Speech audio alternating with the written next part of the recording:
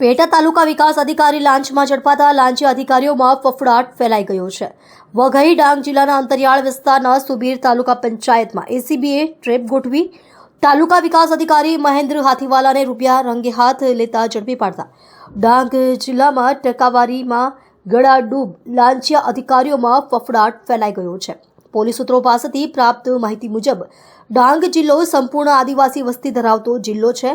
અહીંના ભોળા આદિવાસી લોકો કોઈને પ્રશ્ન કરતા નથી। તેમની અજાણતાનો લાભ લઈ લાંચિયા અધિકારીઓ ભ્રષ્ટાચાર આચરવામાં કોઈ કસર છોડતા નથી।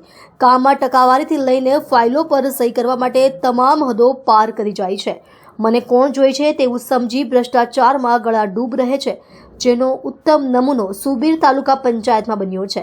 ડાંગના એક જાગૃત નાગરિકે 15માં નાણાં પંચ યોજના વર્ષ 2023-2024 હેઠળ પેવર બ્લોકની કામગીરી કરી હતી, જેમાં એમબી બુક તથા બિલમાં તાલુકા વિકાસ અધિકારીની સહી લેવાની હોય, જેના અવેજી પેટે રૂપિયા 6,000 લાંચ માંગણી કરી હતી। સુબીર તાલુકા વિકાસ અધિકારી મહેન્દ્ર બાલુભાઈ હાથીવાલા ઉંમર વર્ષ 57 તેમની પાસે ગયા હતા, જ્યાં આ ભ્રષ્ટ અધિકારીએ તેનું કામ કરવા માટે રૂપિયા 6,000ની લાંચની માંગણી કરી હતી।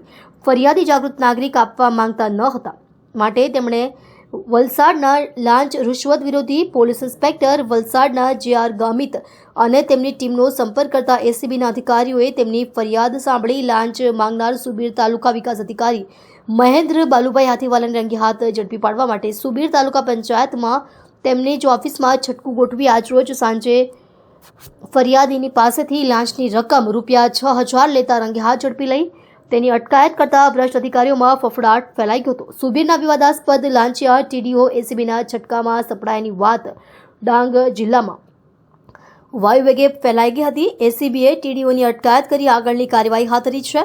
આ સફળ ટેબ સુપરવિઝન અધિકારી મદદનીશ નિયામક સુરત એકમ આર ચૌધરીના માર્ગદર્શન હેઠળ ટ્રેપિંગ અધિકારી જે.આર. ગામિત, પોલીસ ઇન્સ્પેક્ટર વલસાડ અને તેમની ટીમે સફળ બનાવી હતી।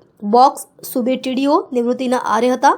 સુબીર તાલુકા વિકાસ અધિકારી મહેન્દ્ર હાથીવાલા ડાંગ જિલ્લામાં ડાંગ જિલ્લા પંચાયતના ખેતીવાડી વિભાગમાં ગ્રામ સેવક તરીકે વર્ષો સુધી નોકરી કરી હતી।